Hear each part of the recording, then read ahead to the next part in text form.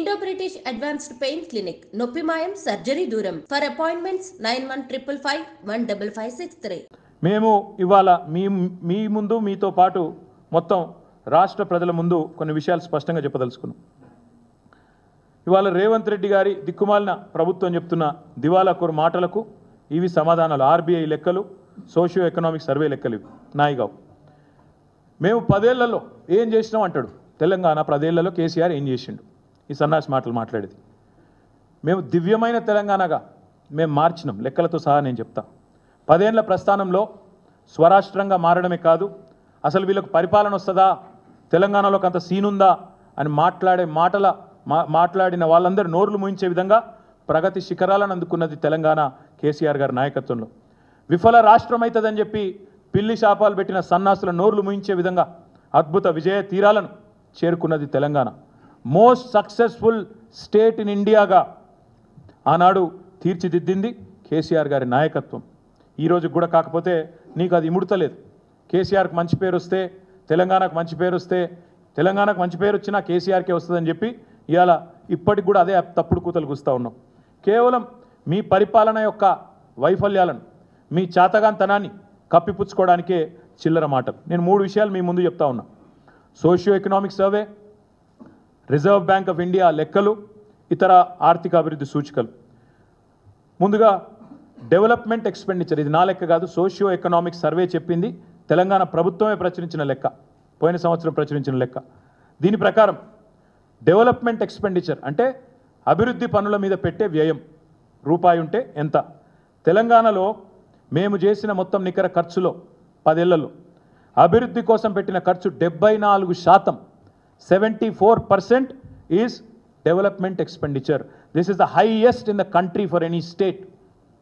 ఇది మూర్ఖులకు, ఇక్కడ ఉండే సన్నాసులకు, కాంగ్రెస్ సన్నాసులకు తెలియకపోతే మేము చేయగలిగింది చదువుకోవాలి.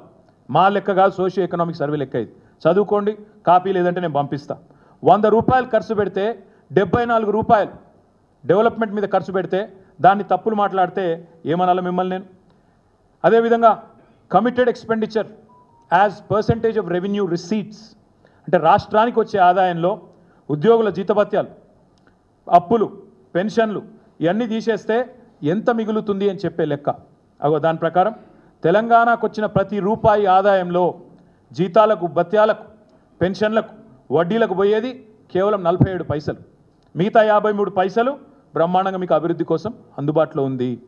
దేశంలో అతి తక్కువ కమిటెడ్ ఎక్స్పెండిచర్ ఉన్న రాష్ట్రాలలో తెలంగాణ ఒకటి. ఇది అక్షర సత్యం.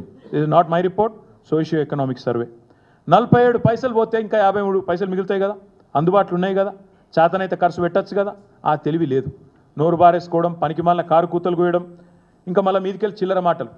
మాకు ఉన్నదంతా వడ్డీలు కడుతుంది పోతుంది, జీతాలకే పోతుంది, పెన్షన్లకే పోతుంది. అది కూడా మీకు తెలవాలి. దయచేసి నేను పత్రికా మిత్రులను కూడా కోరుతా ఉన్నా. వాళ్ళు ఏ సొల్లు పడితే ఆ సొల్లు వాగితే మీరు అదో బైబిల్లో స్క్రిప్చర్ అన్నట్టు లేకపోతే ఇంకోటి అన్నట్టు మీరు రాయడం చాలా దారుణం.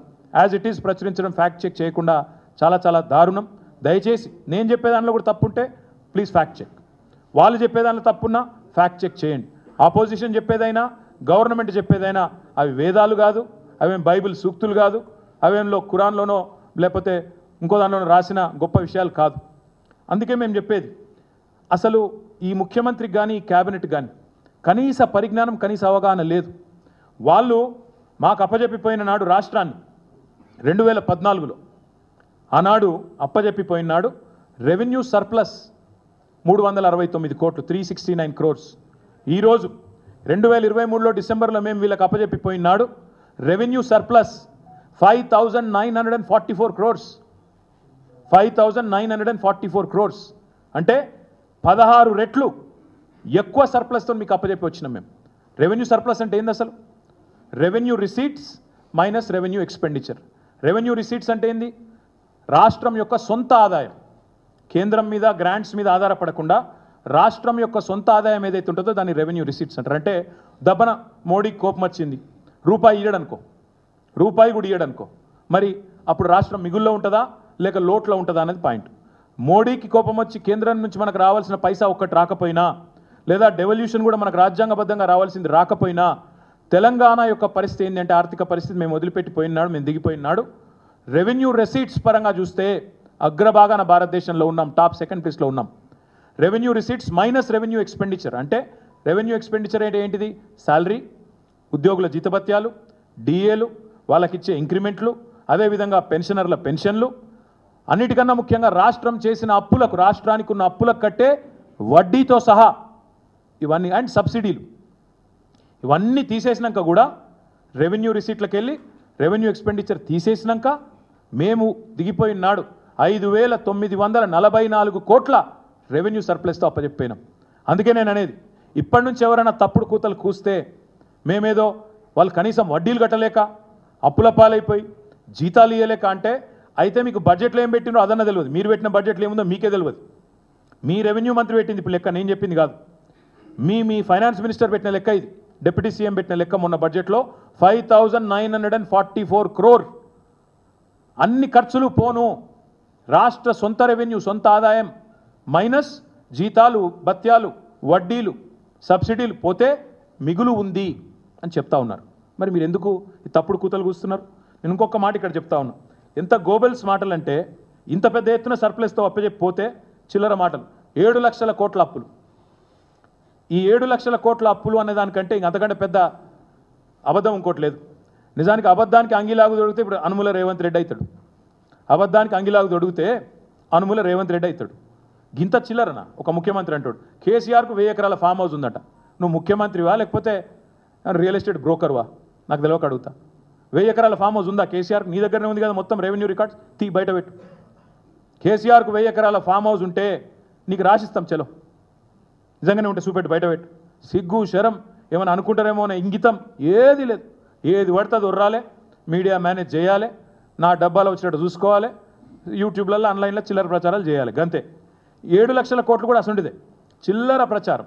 మళ్ళొక్కసారి చెప్తా ఉన్నా, తెలంగాణ ప్రభుత్వం ఈరోజు మీకు ఒక మాట స్పష్టంగా చెప్పాలి. ముందు ఏ రాష్ట్రమైనా తన యొక్క ఆస్తులు, అప్పులు రెండిటి పరిగణలోకి తీసుకొనే అప్పిచ్చేవాడు అప్పిస్తాడు.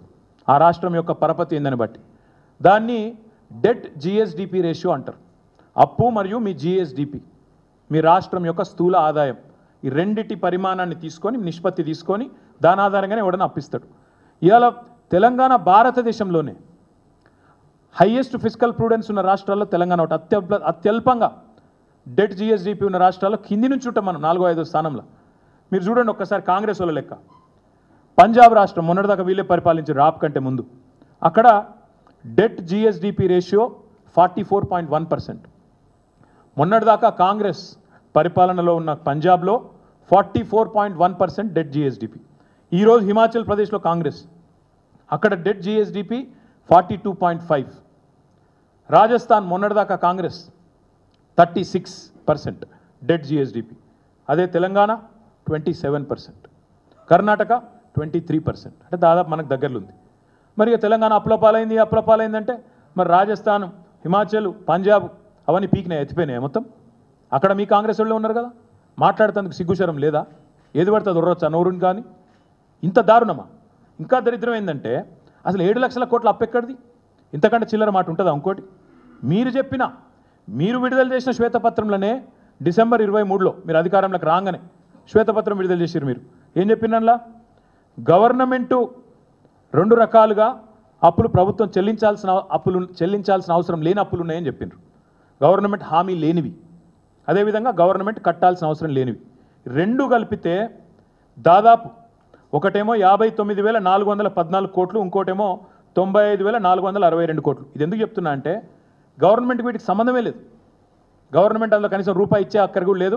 ఆ కార్పొరేషన్లు కానీ ఇండిపెండెంట్ కార్పొరేషన్లు అవన్నీ కూడా వాటికి పరపతి ఉంది కాబట్టి ఇస్తారు. కేవలం గవర్నమెంట్ అనేది గ్యారెంటర్గా ఉంటుంది అంతే. దాన్ని కూడా అప్పు అంటే నువ్వు రూపాయి కట్టేది లేదు అక్కడ. ఈ 2 కలిపితే 1,54,876 కోట్లు. నువ్వు చెప్పే 6,71,000 కోట్లు అనేది పచ్చి అబద్ధం. జోసెఫ్ గోబెల్స్ను మించిపోతున్నావు, అందుకే చెప్పేది. ఈ 2 తీసేస్తే 1,54,000 కోట్లు ప్రభుత్వం అవసరం లేని, కట్టాల్సిన అవసరం లేని అప్పులు. 2 1,54,000 కోట్లు. అది పోను మా ప్రభుత్వం వచ్చిన నాటికే పాత అప్పు ఏదైతున్నదో 72,658 కోట్లు. మా ప్రభుత్వం వచ్చే నాటికి 2014లో. సో 72,658 ప్లస్ 1,54,000 కోట్లు ఇవి తీసేస్తే మిగిలిందెంత? 4 లక్షల చిల్లర కోట్లు, 4,20,000 కోట్లు. ఇక దీనికి వీళ్ళ బిల్డప్ ఏదో జరిగిపోయింది. ఇప్పుడే నేను చెప్పిన మరి తెలంగాణ రేషియో డెట్ జిఎస్డిపిలో 27, పంజాబ్ది 44, రాజస్థాన్ 36, హిమాచల్ 42. ఇది నీ కాంగ్రెస్ ప్రభుత్వంలో ఉంది కదా. మరి వాళ్ళు మనకంటే 15%, 17% ఎక్కువ ఉంటే వాళ్ళు మొత్తం ఎత్తిపోయిన దుకాణం బంద్ చేసుకుంటారు రేపు. ఇంతకంటే దారుణం ఉంటుందా అబద్ధం చెప్పడంలో?